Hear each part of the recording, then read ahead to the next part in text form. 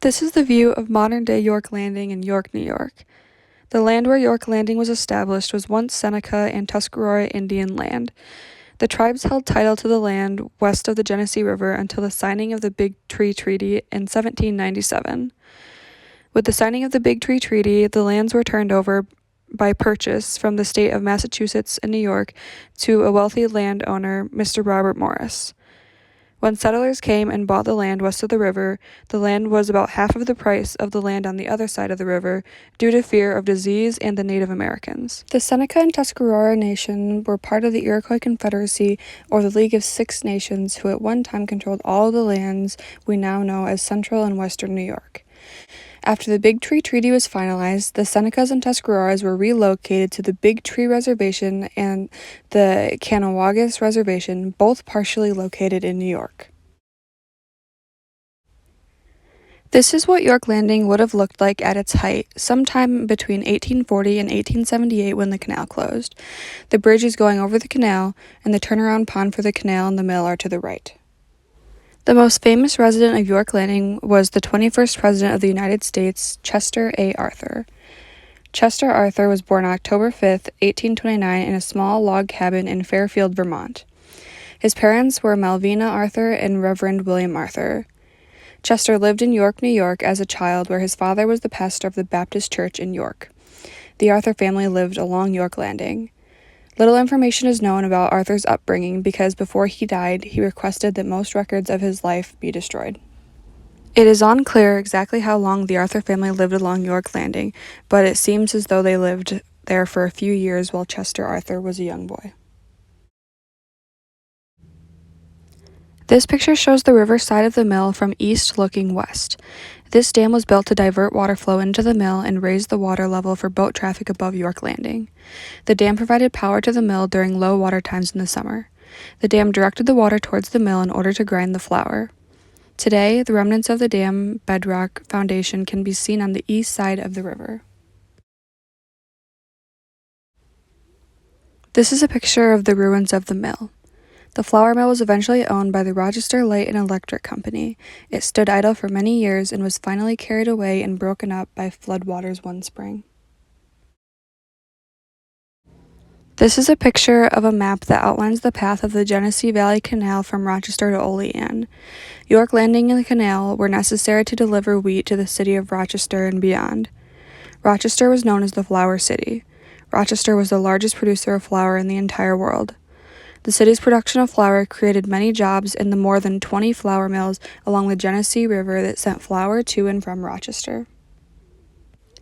Roads at this time were not good, so the smooth transportation on the canal made the canal at York Landing a valuable and highly desirable mode of transportation.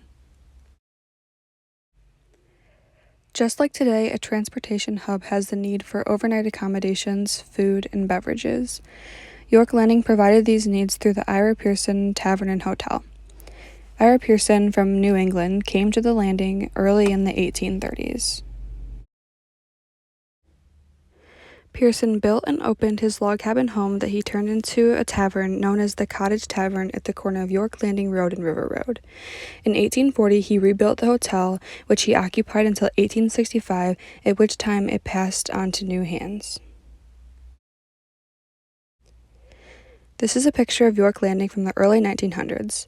On the left is what was left of the dam at this point. This is a picture of the turnaround pond. On the left, you can see the path used by horses and mules to pull the canal boats. The turnaround pond seen here is almost completely filled in today.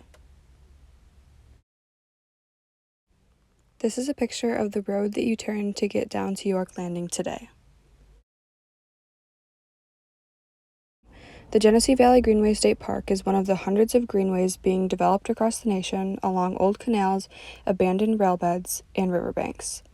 It passes through the scenic woodlands, river and stream valleys, rolling farmlands, steep gorges, and historic villages located in 16 towns in Monroe, Livingston, Wyoming, Allegheny, and Cattaraugus counties in New York.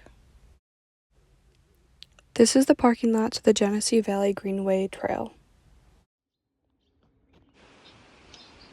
This parking lot leads to the turnaround pond on the right.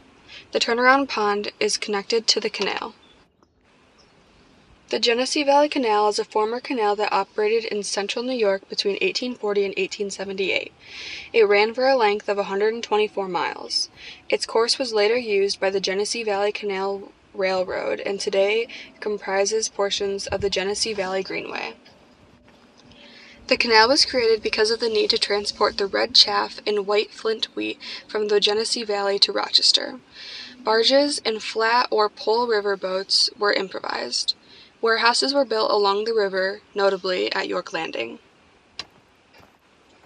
The Genesee River was not navigable all year, so the canal was created so that the flour and other goods and people could travel from Rochester to York. In order to travel upstream from Rochester to York, boats needed to be pulled by horses and mules. The freight boats going in and out of York Landing carried their own horses and mules. There were chain stations along the canal where the horses and mules could be swapped out. This is the beginning of the Genesee Valley Greenway Trail at York Landing. This is the turnaround pond that boats used while traveling along the canal.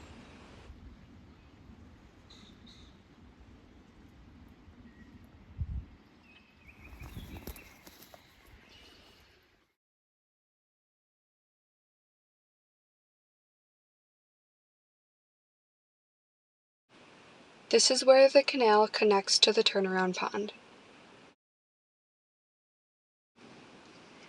By October 1882, the Genesee Valley Canal was replaced by the Genesee Valley Railroad, which ran trains between Rochester and Hinsdale in Cattaraugus County, a distance of 98.37 miles.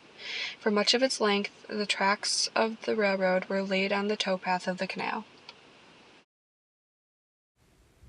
The remnants of the mill's foundation can still be seen today, located just east of the turnaround pond. The stone walls clearly show the outline of where the mill once stood. The millstones used to crush the wheat were saved by William Gratwick's father and now form part of the walkway in the formal garden on the Gratwick estate in Linwood, New York.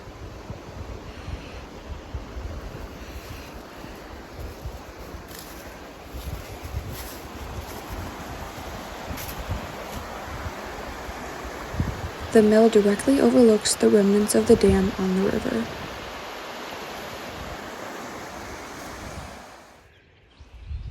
York Landing settled in the early 1800s as a port on the Genesee River.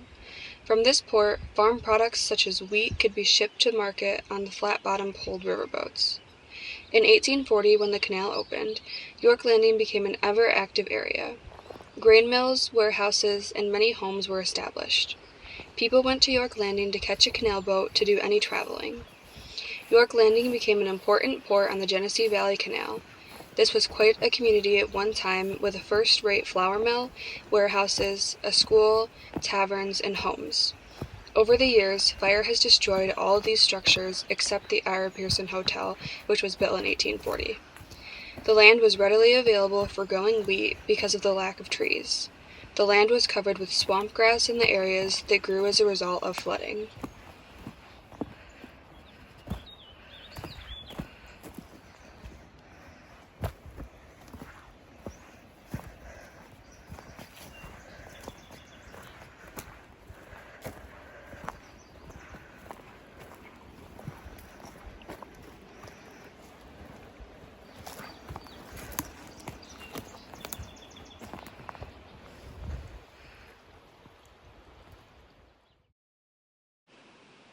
Still present today are these steel spikes.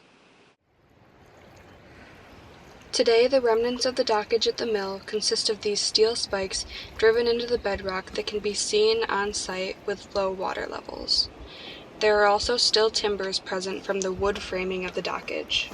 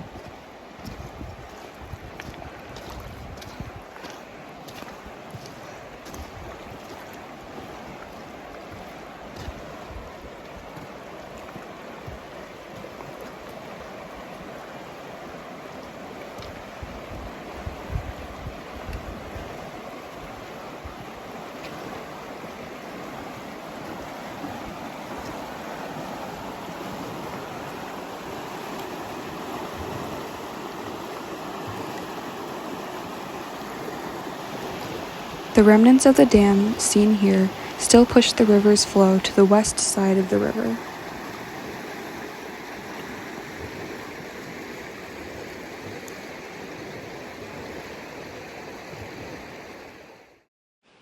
This picture shows the Genesee River going downstream towards Rochester.